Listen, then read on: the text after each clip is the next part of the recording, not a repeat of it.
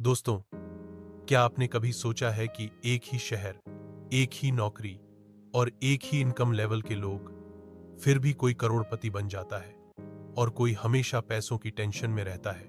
As असली फर्क उनकी सोच, इन्वेस्टमेंट माइंडसेट में होता है। एक, गरीब और मिडिल क्लास की सोच। गरीब और मिडिल क्लास लोग पैसों के बारे में सोचते हैं। खर्च कैसे पूरा करूं?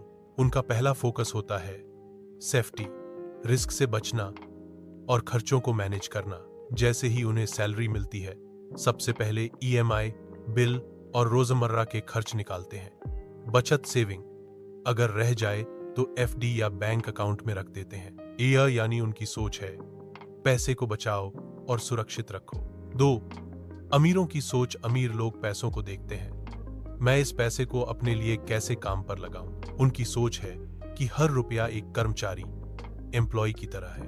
अगर उनके पास हेयर 100 है तो वो पूछते हैं, मैं इसे कहां लगाऊं कि ये मेरे लिए और पैसा पैदा करे। अमीरों का फोकस होता है एसेट्स बनाना, जैसे business, real estate, stocks, royalty या कोई सिस्टम जो बार बार पैसा लाए। ईजो यानी उनकी सोच है पैसे को मल्टीप्लाई करना है, सिर्फ सेव नहीं करना।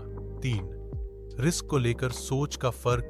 गरीब मिडिल क्लास कहते हैं इन्वेस्टमेंट रिस्की है, कहीं पैसा डूब गया तो। अमीर कहते हैं नॉलेज के बिना इन्वेस्टमेंट रिस्की है, लेकिन सीखकर रिस्क को अपॉर्चुनिटी बनाया जा सकता है। गरीब रिस्क से भागते हैं, अमीर रिस्क को मैनेज करना सीखते हैं। चार, एग्जाम्पल मान लीजिए किसी को योग 10,000 बोनस मिला। मिडिल क्लास सोचता है नई टीवी ले लेते हैं या ईएमआई क्लियर कर देते हैं। अमीर सोचता है इस 10,000 से